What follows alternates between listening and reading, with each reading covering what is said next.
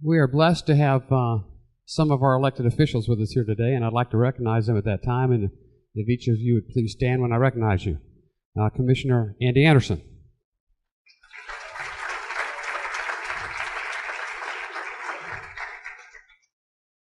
Supervisor of Elections, Lori Scott. There's Lori. County Commissioner Mary Bolin Lewis.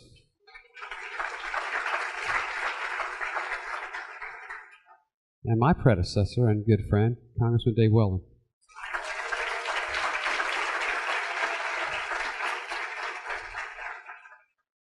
Did we miss anybody?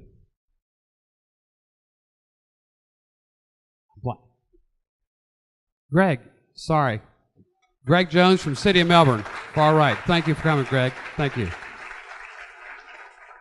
We always miss somebody when they sign in. Who else do we miss? I can't see that far. John Tice. John, thank you for coming, sir. Bless you. Thank you. It's time to do something really important this morning, to pray. Today we join believers around the country to pray for America, emphasizing the need of individuals to place their faith in God and to pray for the future hope of this country. What distinguishes America from almost every other government in the world? As Americans, as our founders made it clear, we don't get rights from our government, do we? We give our government rights. It doesn't work the other way, and that makes us unique. You may have heard some national leaders say that America is not a Christian nation. But it's an undeniable truth that this nation was founded on Judeo-Christian principles. You know?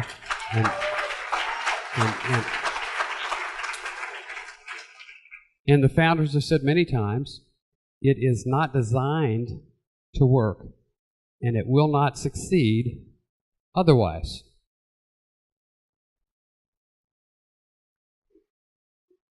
Just as a car is designed to run on gasoline, we know that if you put water in a gas tank, it won't work, will it? It will destroy the engine. And that's what happens if we ever reach the point where our country is run differently than perceived by our founding fathers. Here's just a couple of samples that Pam picked out she thought would be meaningful. Comments by our founding fathers in that regard. Blaise Tratus, did I see you without glasses? Why didn't you sign in as an elected official? Thank you for coming here today.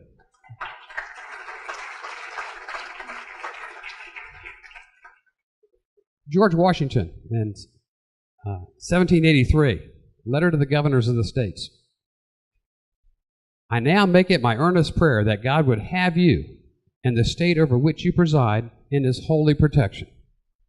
Thomas Jefferson, God who gave us life, gave us liberty. These liberties are a gift from God. Indeed, I tremble for my country when I reflect that God is just, that his justice cannot sleep forever.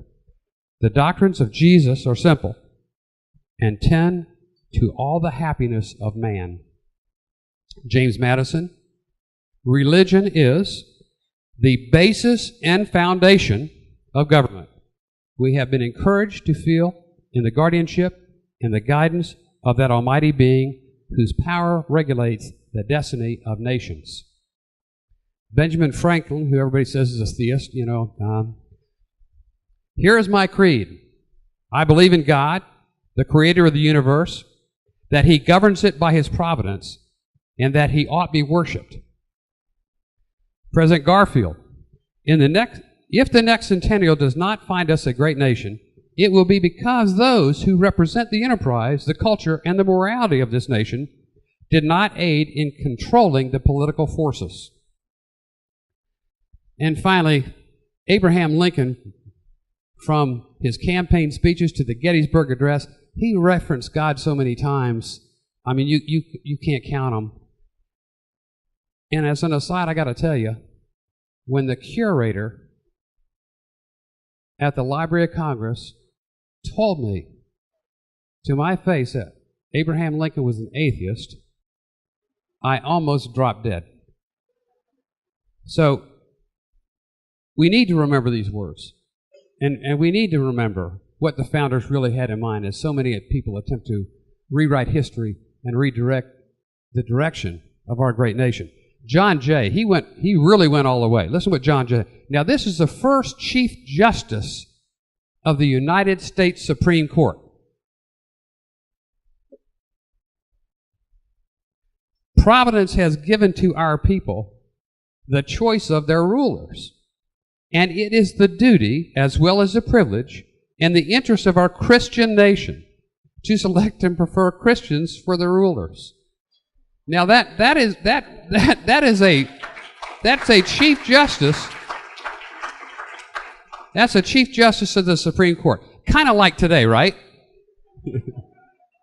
Yes, our forefathers were involved in church ministry, and the founders who put their signatures on the Declaration weren't just clergymen. They were church officers, they were elders, managers, and even founders of Bible societies. And today's church leaders must also be involved in the process. Each time I've sought elective office at the state, local, and federal levels, it's been the result of prayer and providence. I never set out to do any of those things, never intended to. Congressman Weldon can attest to that. It took some convincing. I say providence because in each of these series of events that followed, prayer was an improbable, timely, and mathematically impossible series of events that occurred and changed my no from yes. Time doesn't permit me to share them all with you. That they're funny and they're interesting, but they do take too long to tell all of you about. But the fastest, most unconventional and unexpected answer to prayer that I ever got was in 1975. A series of things happened and people started saying, you need to run for office. You need to be on that city council. I go, no, I really don't. You know, I just started a business. I don't have the money or the time to put in a campaign, and I'm not going to do it. You've heard that before, Dave, so a lot of you in this room have heard that before. Count me out. So a couple of days went by. I come home, and Katie says, hey, so-and-so, person I super duper respect, called and said, you know, you really need to reconsider you need to run for office. I said, Katie, listen, you know and I know. We just started this business. I don't have the time, and I don't have the money. And I already said no. I don't feel called to do it. She said, well, just to be sure, how about we just pray about this and throw out a fleece? And I say, works for me. What have I got to lose, you know? So we prayed about it and just give us a fleece. And said, amen. So I walk over to the desk in the den, sit down, and I start opening the mail. The very first letter, handwritten, William J. Posey, my address, no return address on the envelope. So I open it up, rip out what's inside, and it's a wanted poster from the FBI. Honest to goodness wanted poster. Somebody ripped this off a post office wall somewhere. Remember when they used to have them in the post offices? I don't know if they still do. It's a wanted poster, wanted, FBI, William J. Posey, and a picture of a guy who fortunately did not resemble me a whole lot. But I know our horse thief ancestors were probably all related at some point, but this guy fortunately did not resemble me. And boom. So, the next day, I went down and paid my $100 filing fee, and we spent $100 on that campaign. We had $100 worth of FBI posters printed. It said, wanted, real big, FBI, pretty bold, and then it said 4 better ideas. Bill Posey, and of course I have my whole family in it. We were all wanted. And it said reward and what you could expect from my service in government. And it got attention. I mean, you know, everybody couldn't wait to see, they finally after that guy. I told you he was no good, you know, but I'd like to tell you that it was a winning strategy, but it wasn't. And following on the last day and only spending $100, we finished third in a 5-way race. And anyway, next time we spent $400, and we won. The other guy spent $4,000. So. Every story was kind of like that, you know, and inspired by the book, The Light and the Glory by Peter Marshall and David Manuel. Don't know how many have read it. Wonderful book. But I think there was providence like that involved in every decision, although oftentimes it was more drawn out, and the messages were even stronger. We used that same wanted poster, by golly, for every campaign as long as we were on city council for 3 terms. But what I really want to reflect upon with you today is how far we have wandered in this country since the miracle in Philadelphia. And you say, hey, there's a book by that title, The Miracle at Philadelphia. Yeah, there is. The subtitle is The Story of the Constitutional Convention, made in September 1787. And it's a great book. It's a great read. And it is mathematically improbable, almost inconceivable, that the founders could get together and do what they did in the time they did it, in the way they did it, that they had such foresight. Clearly there had to be some kind of divine providence in with them. You know, since the 70s, I've been a fan of David Barton. Most of you know David Barton, wall builders in Waco, Texas. I remember when he used to have a television show on Saturday mornings. I don't know how many of you remember that. He used to come on right before Tony Brown's Black Journal. And I used to watch those 2 shows back to back, good shows. David Barton back then was just a skinny kid with coal black hair. You know, I was too. And, you know, times have changed. Big admirer of David. I think David is the foremost authority on our founding fathers in this country, on the spiritual heritage of this nation. I think he's second to none. He has personally the 3rd largest collection of original founding fathers documents to support the things that he says, if there's ever any doubt. And I'm so pleased that David oftentimes gives tours of the Capitol for ministerial associations. Some of you have been before. I hope sometime in your life, every single one of you will get to do that. It is inspiring. It's awesome. And I think so much, you know, he does it after hours, because in the Capitol it's so noisy. You go into the rotunda, and he takes his little laser, just like he used to do when he was on television, and he'll go around all the time. He'll show you in those giant, huge portraits in the rotunda, he'll show you details in those pictures that you've never read about in any other book, and secular history makes no mention of. But he'll just make your heart sing. He'll awe you. He'll awe you with the knowledge and the tradition and the faithfulness of our founders. Those tours are so good. He's given them a couple times. He has to book them in advance, and twice he's had a tour where we weren't in session. And I thought his tours were important enough that I've flown up there, walked him through to get his group in, got on a plane, and come home. I mean, that's how impressive I think these things are now. I love the way David starts his tour. When you take a David Barton tour, and you can see a lot of it on his site, if you Google David Barton or Wall Builders, he begins his tours in the crypt. That's underneath the Capitol, underneath the rotunda down the bottom, where they have the center of D.C. mark. And there's a bunch of statues in there. You know, when you go to the Capitol, you see statues not just in Statuary Hall. They outgrew that long ago. But they're all over the Capitol and the Visitor Center now. Every state's allowed to put in 2 statues. Florida, we have the guy that invented air conditioning, and one of the last generals to surrender in the Civil War. But some, and God bless the guy that invented air conditioning. I mean seriously. But he was a doctor, Wilden says. But some have more patriotic themes. And David Barton starts his tour in the crypt at a statue of a gentleman named Peter Muhlenberg. Now, the statue looks kind of like this. It looks like Michelangelo David with clothes on, you know. And you wonder, who's Peter Muhlenberg, put in there by Pennsylvania?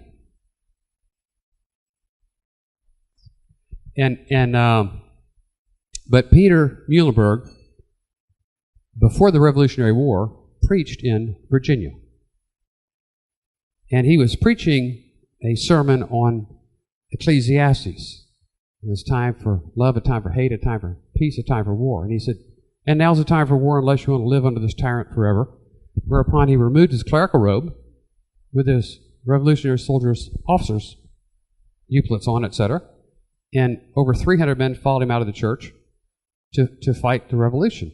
They were the Virginia's 8th Regiment. I know that's on all the textbooks we teach our kids in school. Another thing that people usually don't get to see when they tour the Capitol is the Supreme Court, the original Supreme Court. The original Supreme Court is under the Senate chamber, which used to be the House chamber. David says they put it underneath the elected officials for a reason.